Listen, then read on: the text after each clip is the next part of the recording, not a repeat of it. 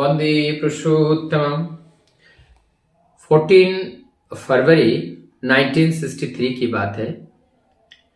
परमदयाल सिंह ठाकुर प्रत्येक दिन अपने रहने के लिए जो टेंट लगाया जाता था आश्रम के कभी इस कोने में कभी उस कोने में, इस तरह से लगाते थे। और ठाकुर जी कभी स्थायी रूप से किसी एक जगह पर नहीं रहते थे और दिन भर भक्तजनों से मिलना, विभिन्न विषय में चर्चा करना, उसके बाद प्रत्येक व्यक्ति के जीवन में जो दुख है, कष्ट है, उसे दूर करने के लिए दिन रात प्रयासरत रहते थे। आज एक लॉजिक देखिए, एक व्यक्ति बड़े गरीब है, उनके पास पैसे का अभाव है, जिस वजह से वो अपना खेत जुताई नहीं कर पा रहे हैं, फसल लगा नहीं पा रहे हैं। अब उन्होंने ठाकुर जी के पास आकर के अपने दरिद्रता की बात निवेदन किए और उन्होंने निवेदन में ये भी आग्रह की कि एक जोड़ी बैल और एक हल इसकी जरूरत है। अगर ये हो जाता है तो खेती करने में सुविधा होगा, नहीं तो उनका खेत ऐसा ही पड़ा रहेगा। ठाकुर जी ने इस सारे बात को सुन करके पास में बैठे हुए थे अजितदा, ठाकुर जी ने उनसे कहा कुछ कितने रुपए की चाहिए। तो फिर उन्होंने बताया कि ठाकुर हमें 250 रुपए की जरूरत है। तब जाकर के ठाकुर ने दीनदार शर्मा एक दादा थे आश्रम में, उनसे ठाकुर जी ने 100 रुपए के लिए उन्होंने 100 रुपए मांगे कि अभी हमें 100 रुपए ला के दो। राजेन मजुमदार दादा, ठाकुर जी ने उनसे 50 रुपए मांगे और बीरेन पांडा दादा, उनसे भी 100 रुपए मांग लिए और शाम तक वो लोग रुपए जुगाड़ करके ठाकुर जी को दे दिए। फिर ठाकुर जी ने उस दादा को बुला करके उनको 250 रुपए दे दिए। आज यहां पर देखिए, ठाकुर जी को हम लोग कहते हैं कि ये विश्व चराचर के चर और अचर के मालिक है। तो जो मालिक है उन्हें मांगने की क्या जरूरत है, ये प्रश्न आता होगा। लेकिन परमदयाल सिंह ठाकुर आज वो दोनों हाथ फैला करके किसी से पैसे मांग रहे हैं और मांग करके उन्होंने किसी और को दे रहे हैं। तो इन्होंने ठाकुर जी ने क्या किया, यहां पर यह है किसको कहां पर कैसे और कब क्या काम करना चाहिए, इस बारे में परफेक्ट जो नॉलेज है, वो जो लोग ज्ञानी है, जो दृष्टा है, वो इस बात को जानते हैं।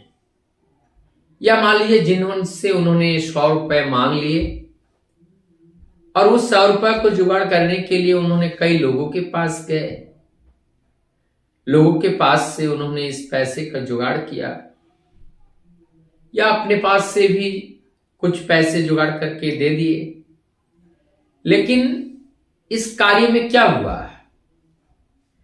ये जो दाता है और ग्रहिता है, दाता का क्या हुआ, ग्रहिता का क्या हुआ, और बीच में जिन्होंने इस मध्यस्थ करने का जो कार्य किया उनका क्या हुआ।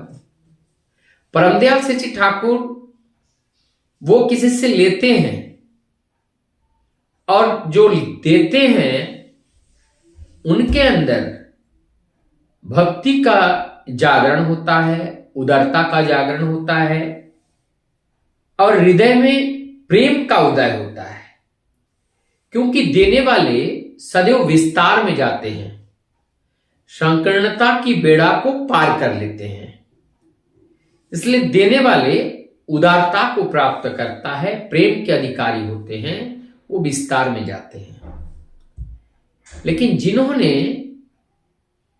जिन्होंने इसको प्राप्त किया और प्राप्त करके उनकी जीवन की जो दयनीय दशा थी, उस दशा को उन्होंने पार किया। कर्म उन्होंने भी किया, कर्म इन्होंने भी किया, और कर्म बीच में जो परम दयाल है उन्होंने भी किया। अब वो परम दयालु क्यों कहते हैं? यहां पर ये लेने वाला ग्राही, देने वाला दाता, ठाकुर जी की दया से दोनों का कल्याण हुआ। मध्यस्थ वही कराते हैं, और ये मध्यस्थ में हमारे वो ठाकुर है, क्योंकि जहां सबका मंगल निहित है। वो अपने लिए नहीं मांगे, वो और जनों के लिए मांगे। जहां पर जिसकी जो चीज की जरूरत है वहां पर वो पूर्ण करते रहते हैं। वो परिपुराणी है, परिपालक है वो, और परिरक्षक है।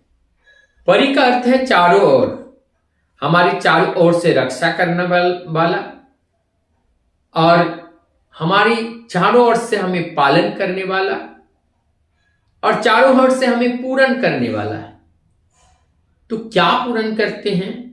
हमारी जीवन की हर आवश्यकताओं को पूरा करने के लिए हम संसार में दौड़ते हैं। दौड़ करके जो चीज हम पाते हैं उन्होंने तो निर्माण करके रखे हैं ना, इसीलिए वो परिपूरक है। क्योंकि हमें जरूरत है, हमारे पिता को पता है, इसलिए उन्होंने हमारे लिए तैयार करके रखे हैं, इसलिए वो परिपूरक है, परिपालक है, परिपोषण, हमारी हर आवश्यकताओं को अंदर और बाहर सब वो पूर्ण करते रहते हैं। तो ऐसे पूर्णकारी अपूर्यमान, हम जो अपूर्ण थे और इस अपूर्ण व्यक्तित्व को उन्होंने पूर्ण कर दिया, इसीलिए वो अपूर्यमान है। और हर व्यक्ति के वैशिष्ट के अनुसार किसी को दिया और किसी से लिया, इसीलिए वो वैशिष्ट पाली है। और वो दयालु है क्योंकि उन्हीं की दया से आज दाता भी दाता बन पाए और ग्राही भी ग्रहण करने का अधिकार प्राप्त कर पाए। मुझे लगता है यही उनकी दयालुता है। और प्रेम अभी देखिए, दाता और ग्राही के बीच में एक संबंध स्थापित होता है। परोपकार जो करते हैं, प्रकृति उनसे बड़ा खुश रहता है, और प्रकृति राधा स्वरूप है। और जब राधा जी खुश हो जाते हैं, तब राधा रानी जब खुश होती हैं तो भगवान कृष्ण भी खुश हो जाते हैं। इस तरह से हमारा जीवन खुशहाली से बीतता है। जो भी अपने जीवन में अनंत उपभोग अगर करना चाहे, उसका एक ही मात्र रास्ता है, जिस उद्देश्य से देह को बनाया गया ठीक उसी उद्देश्य में इस देह का प्रयोग में लाना, उसी कार्य में लगाना। और ये जीवन बहुत ही आनंददायी है, क्योंकि हम स्वाद ले सकते हैं। कर्ण से हम बहुत सुंदर सुनते हैं, आंखों से बहुत सुंदर देखते हैं, हाथों से प्रभु की ताली सेवा करते हैं, पैरों से चल करके उनके द्वार तक जाते हैं। ये सब उनकी करुणा है, उनकी दया है, उनकी ममता है, उनकी प्रेम है। और यही प्रमाण है कि वो दयालु है, वो प्रेमिक है। ऐसे साधु गुरु सज्जन जब अपने जीवन आदर्श होते हैं, उस जीवन में कभी भी दुख स्पर्श नहीं कर पाते हैं।